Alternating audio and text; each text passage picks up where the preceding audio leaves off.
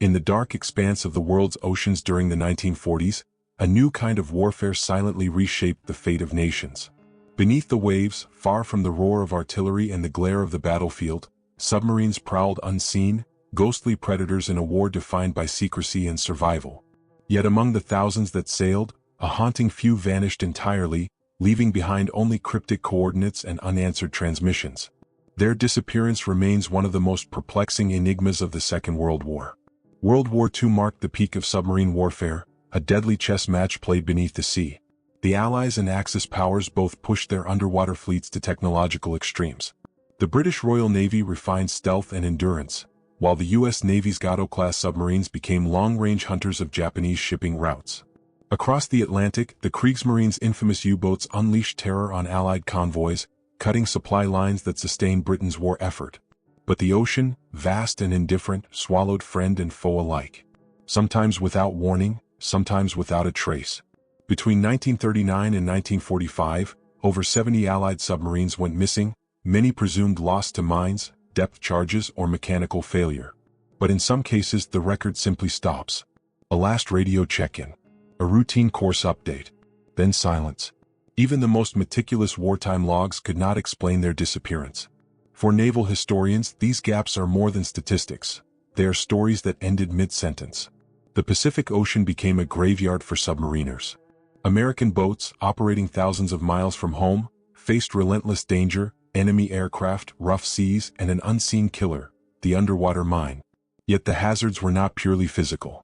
Miscommunication between command centers, navigation errors, and experimental technology often placed submarines in jeopardy long before they met the enemy.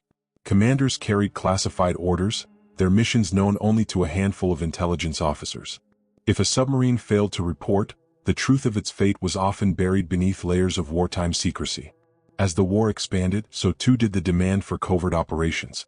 Submarines were no longer just hunters. They became delivery vessels for spies, saboteurs, and secret agents. The British and American navies both used them for special missions, inserting resistance fighters, rescuing downed pilots, and recovering captured intelligence. These clandestine journeys blurred the line between naval combat and espionage, making the risks and the records even murkier.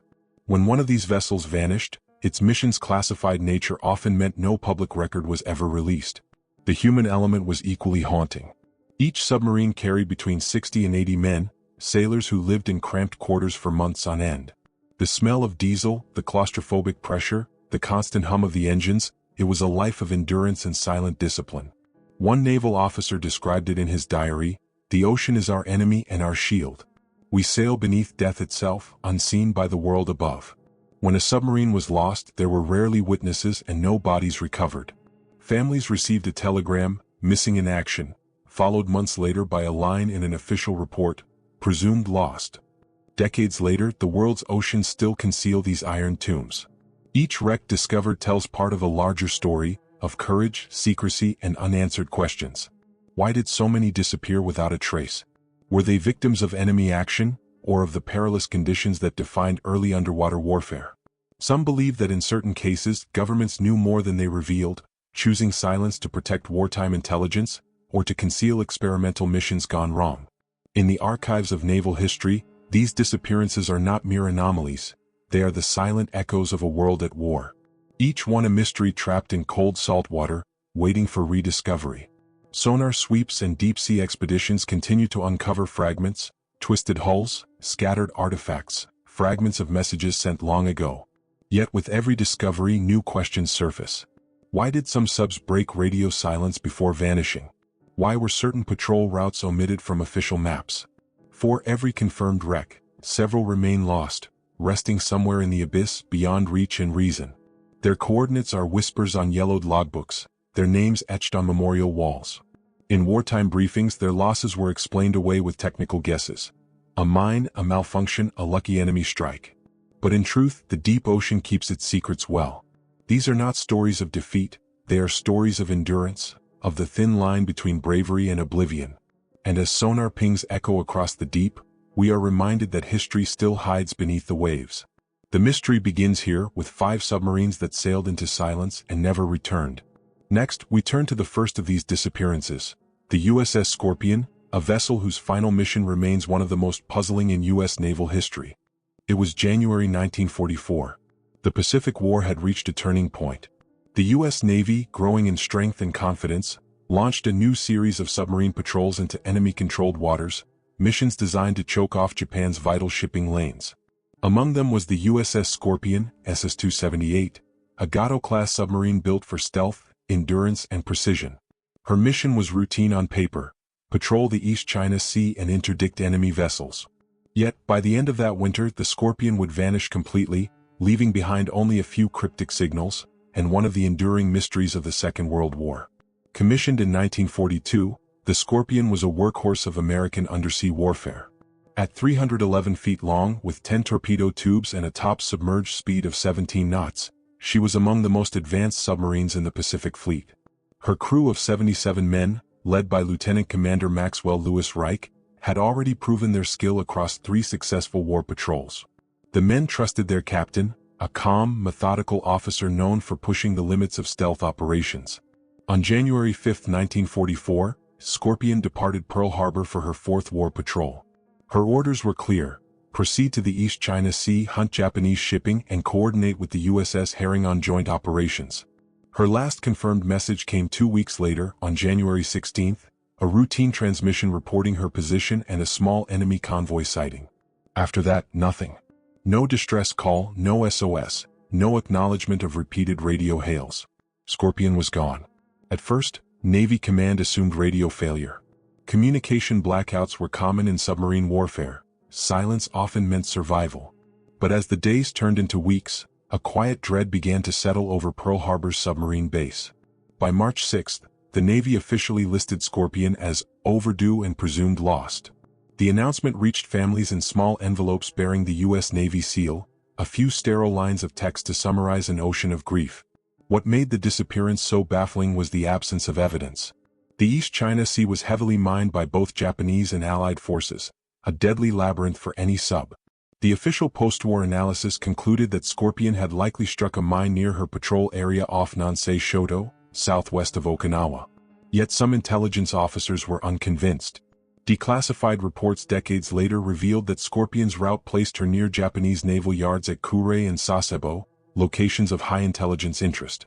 There were whispers that she had been assigned to a classified reconnaissance mission, monitoring Japanese fleet movements, possibly involving radar interception. If true, that would explain the secrecy surrounding her loss.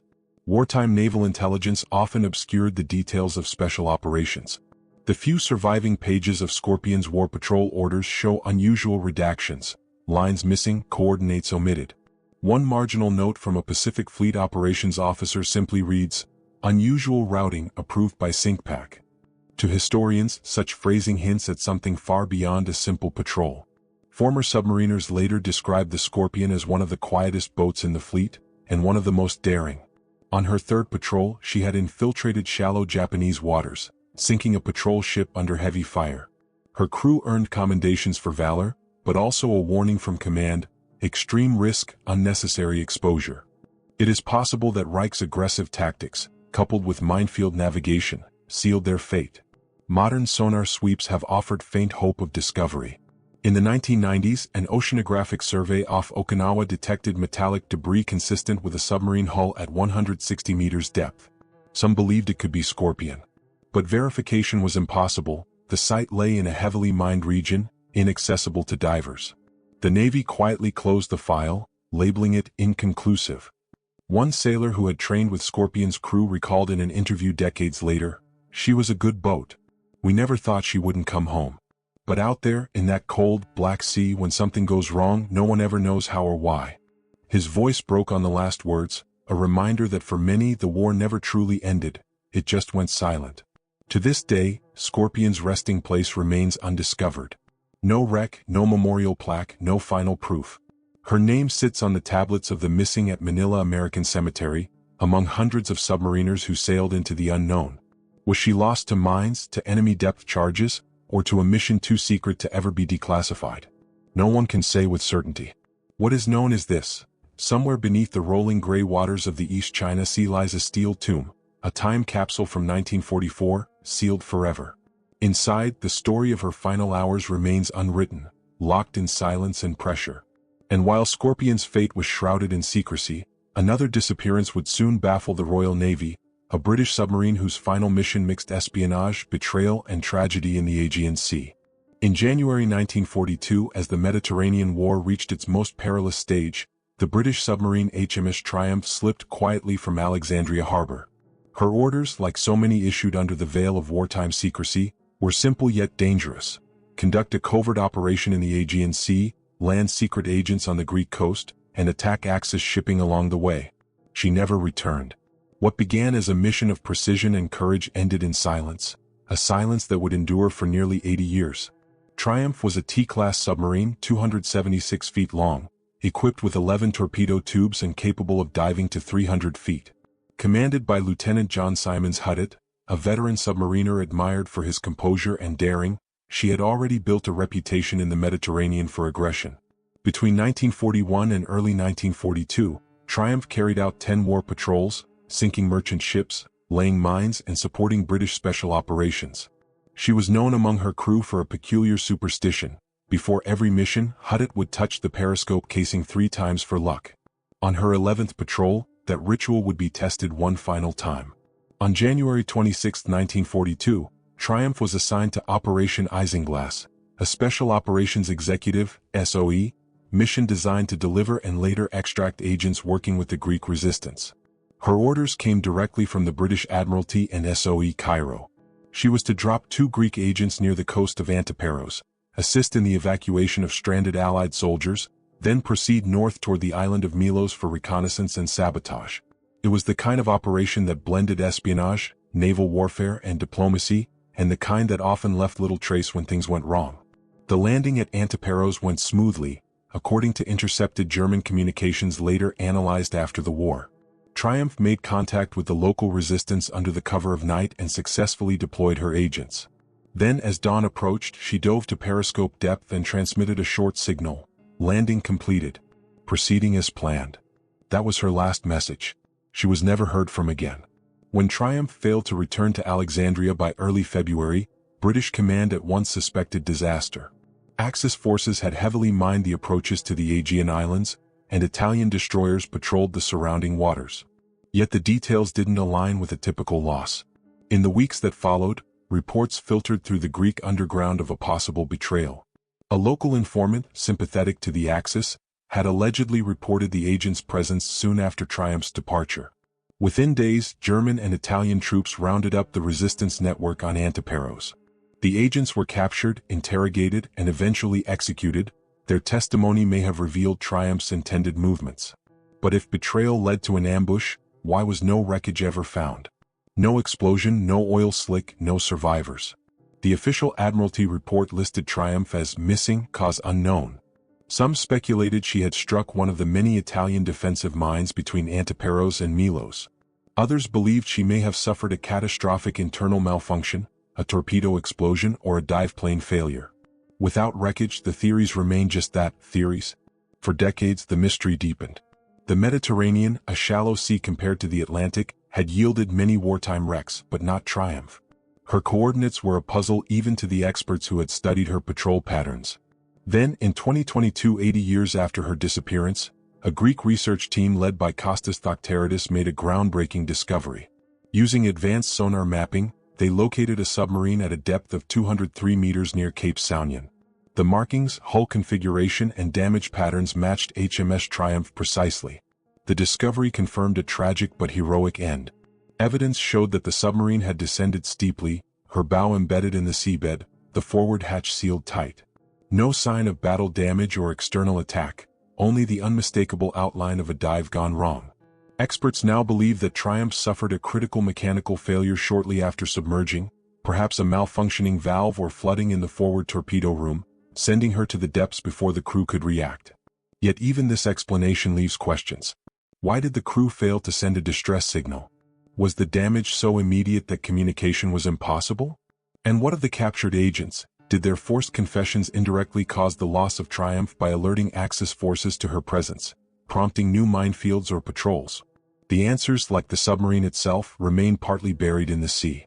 Today HMS Triumph rests upright on the seabed, her hull intact, her deck guns still facing forward as if on eternal patrol. She is both a war grave and a monument to one of Britain's most secret wartime missions. The discovery closed one chapter of the mystery, but not the story itself. Because as the Allies mourned their lost submarines, another vessel, this time under the flag of Nazi Germany, would vanish during one of the Reich's most ambitious covert operations. Her mission, to deliver advanced technology to Japan. Her fate, sealed in silence off the coast of Norway. The submarine was U-864, and her disappearance remains one of the strangest of them all. It was the final winter of the war in Europe, January 1945. The Nazi regime was collapsing under relentless Allied bombardment, but in secret, it still clung to dreams of technological salvation. Jet engines, radar systems, advanced weaponry, these were the tools Hitler believed could turn the tide. And one submarine, U-864, was chosen to deliver that dream across half the globe. Her destination, Imperial Japan. Her mission, Operation Caesar, a desperate bid to transfer cutting-edge German technology to Tokyo and forge a final, fateful alliance. She would never arrive. U-864 was a Type IXD-2 U-boat, massive by German standards, built not just for combat but for range. Commanded by Corvette Captain Ralph Reimar Wolfram, she was loaded with an extraordinary and dangerous cargo. Jet engine parts for the Messerschmitt Me 262, guidance components for V-2 rockets, blueprints for new radar systems, and more than 65 tons of liquid mercury, sealed in steel flasks, intended for Japanese munitions. Also aboard were 2 Japanese naval engineers and several German scientists, experts in aerodynamics and rocketry. It was a mission so secret that even her crew knew only fragments of its purpose. On December 5, 1944, U-864 departed Kiel, bound for the submarine pens at Bergen, Norway, where she would refuel before making the 12,000-mile voyage around the Cape of Good Hope to Japan. The journey was fraught from the beginning. In Bergen, British bombers struck the base during a raid on January 12, 1945, damaging U-864's hull and forcing repairs. Despite the delay, Wolfram received direct orders from Admiral Donitz himself: continue the mission at all costs. When U-864 finally slipped out of Bergen on February 6, 1945, she sailed into a sea alive with danger. British codebreakers at Bletchley Park had already deciphered Enigma transmissions revealing Operation Caesar. The Admiralty dispatched HMS Venturer, a small but deadly British submarine under the command of 25-year-old Lieutenant James Launders, to intercept. It would become one of the most remarkable underwater duels in history. As U-864 cruised submerged along the Norwegian coast, her engines emitted a distinctive rhythmic vibration, a mechanical defect that betrayed her position to sonar. HMS Venturer detected her off Fedge Island on February 9. What followed was a 4-hour cat-and-mouse hunt, the first and only fully submerged submarine versus submarine battle ever fought. Both vessels moved silently through the murky North Sea, their crews unaware of just how momentous their encounter would be. Launders made a daring calculation. Without the benefit of modern tracking systems, he manually plotted U-864's course in 3 dimensions, estimating her position through the water column. He ordered 4 torpedoes to be fired in a fan pattern, timed to intercept the German sub's evasive maneuvers. One of them struck true. A muffled explosion rippled through the deep. Sonar operators aboard Venturer heard the sounds of metal collapsing under pressure, then silence. U-864 and all 73 aboard were gone, swallowed by the sea in secrecy. For decades, the wreck remained undiscovered. It wasn't until 2003 that Norwegian engineers, surveying for an offshore pipeline, stumbled upon the remains of a submarine lying in 2 large sections off the coast of Fetch. When divers descended, they found the unmistakable outline of a German U-boat, its hull split open, mercury-filled flasks still stacked in the storage compartments. The mercury had leaked slowly into the surrounding seabed, creating one of the most toxic underwater sites in the world. Environmental scientists warned that disturbing the wreck could release catastrophic contamination, an eerie echo of the danger it once carried. Today, the remains of U-864 lie at a depth of 150 meters, sealed beneath layers of silt and sand. The site has been designated a permanent war grave and containment zone. Yet questions still linger. Why did Wolfram continue the mission despite repeated mechanical failures and Allied warnings? Was there more to his cargo than the manifest revealed, perhaps experimental weaponry or secret intelligence documents? Some naval historians believe U-864 may have carried prototypes for radar-guided torpedoes or early jet fuel mixtures meant for Japan's desperate air war. If so, those secrets now rest forever beneath the Norwegian Sea. In a poetic twist, the young British commander who destroyed U-864, James Launders, never boasted of his achievement. In his post-action report he wrote only, "Contact lost. Probable destruction of enemy submarine." He would later receive the Distinguished Service Order, but spoke little of the encounter for the rest of his life. Both captains, Wolfram and Launders, played their parts in a deadly underwater duel that encapsulated the final futile hope of the Nazi war machine. U-864's mission died with her, but her story endures as a chilling reminder of how far the Axis powers were willing to go to preserve their alliance and technology. The ocean floor off Norway holds not just a wreck, but a warning of ambition, secrecy, and the price of desperation. And while U-864's fate was sealed in an explosion, another American submarine, the USS Growler, would disappear under far less dramatic circumstances. Her final transmission suggested battle.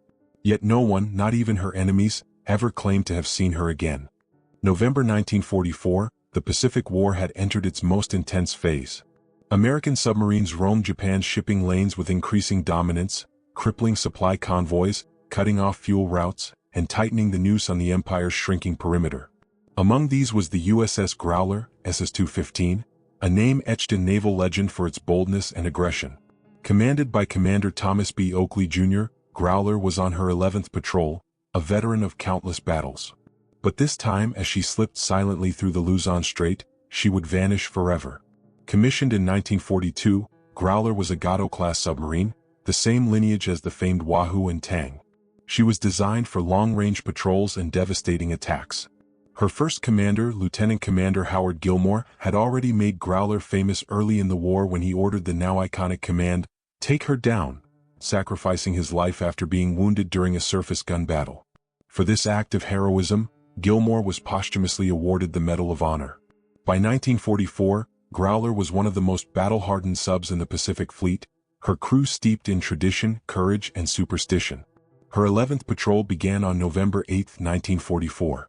Alongside two other submarines, USS Hake and USS Hardhead, Growler formed a coordinated wolf pack known as Cluster. Their mission: intercept Japanese convoys moving through the Luzon Strait, one of the most heavily defended and treacherous regions in the Pacific.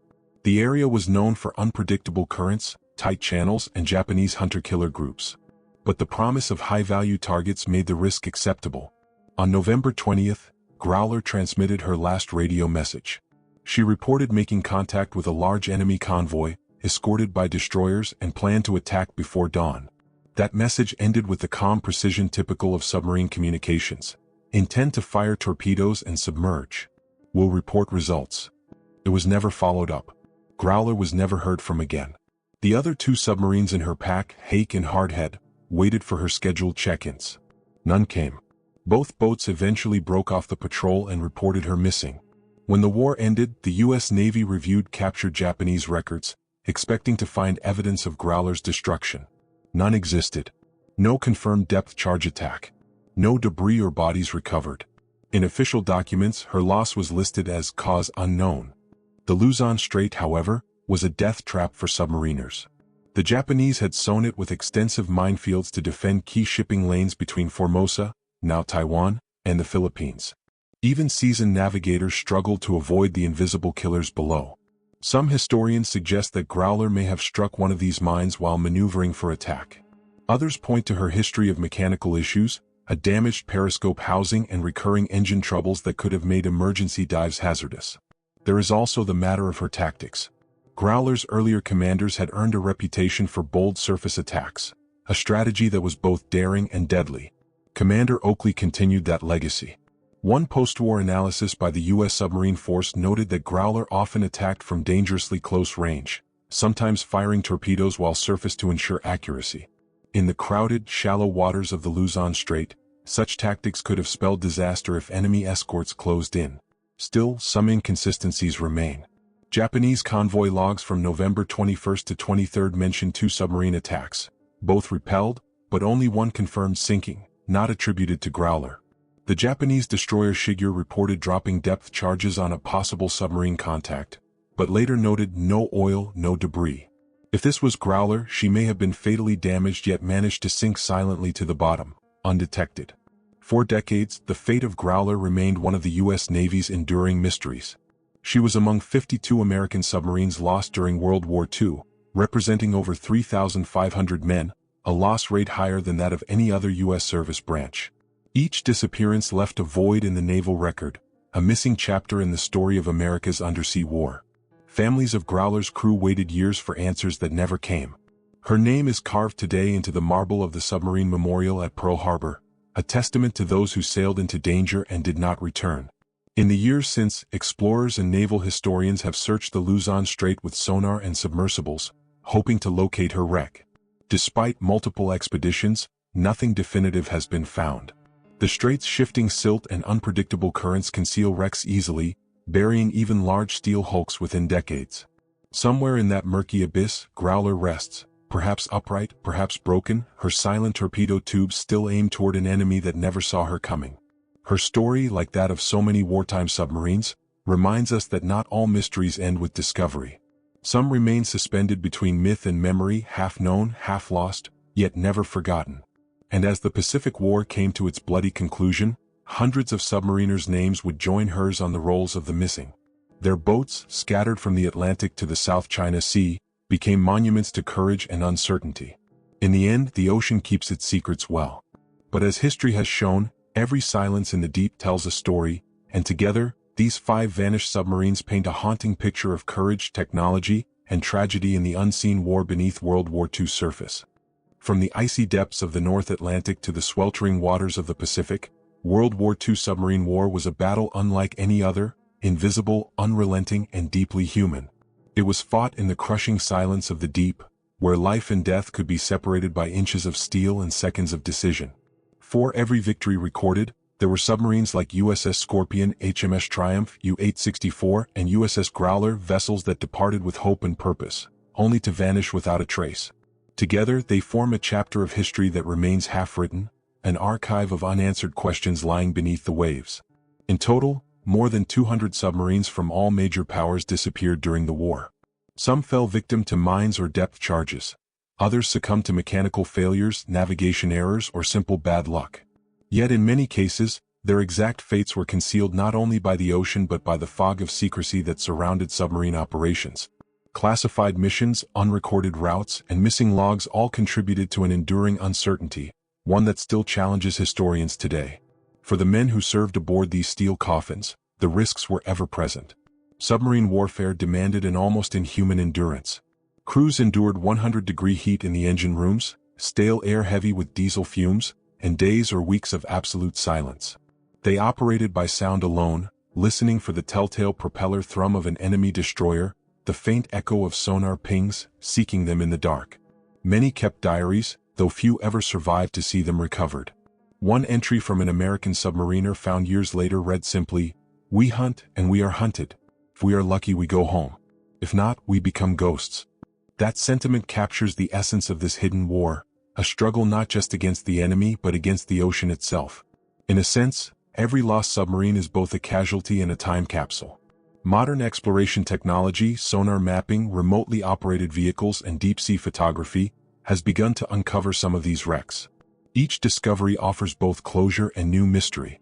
When HMS Triumph was finally found in 2022, lying upright on the seabed near Cape Sounion, investigators described her as perfectly preserved, her story still sealed inside. The same can be said of U-864, whose toxic cargo continues to leak into the Norwegian Sea, forcing modern engineers to grapple with the literal and moral consequences of a mission born in secrecy. The loss of submarines like Scorpion and Growler in the Pacific remains particularly haunting because of their isolation. Thousands of miles from home, surrounded by enemy waters, these crews operated with little hope of rescue if disaster struck. The Navy's reports, often written in the sterile language of wartime bureaucracy, cannot capture the human cost. Behind every line, overdue and presumed lost, were families waiting for telegrams that would never come, wives and children reading the same words sent to hundreds of others. The Department of the Navy regrets to inform you, but beyond the tragedy lies a deeper question, one that has driven generations of historians and divers. Why did so many submarines vanish without a trace? Was it simply the cost of pioneering a new form of warfare, or were there darker reasons? Some have speculated that governments intentionally concealed certain losses tied to intelligence operations, experimental technologies, or failed missions that risked diplomatic exposure. While most of these theories remain unproven, the sheer number of classified patrols and Allied and Axis records lends them a kernel of plausibility. In war, after all, truth is often the first casualty. Yet even amid uncertainty, there is a strange kind of peace in knowing that these vessels, lost and silent, are still out there. They rest as monuments to an era of courage and sacrifice, where men faced the unknown with nothing but faith in their shipmates and their machines. Many naval traditions still honor them. Each year, during the tolling of the boat's ceremony, a bell rings once for every submarine lost, a slow, somber rhythm that echoes through harbors and memorials across the world. Each toll marks not just a vessel, but a story frozen in time. In a modern world where almost every corner of the globe has been mapped and measured, these underwater mysteries remind us that some places remain beyond reach, and perhaps should remain so. The ocean keeps its secrets for a reason. Beneath the crushing depths, far from sunlight and memory, these submarines continue their eternal patrols. As sonar pings fade into silence and the currents drift over their rusting hulls, one can imagine the stillness of those final moments, the creak of metal, the hiss of escaping air, the voices that were never heard again. The men of the deep became part of the sea itself, their stories bound forever to the vast, unknowable darkness they once dared to challenge. Their legacy is not just of loss, but of endurance, of the human spirit tested in the most unforgiving environment imaginable. The 5 submarines that disappeared without a trace are more than military mysteries. They are echoes of a world at war, of technology's promise and peril, and of the thin line between knowledge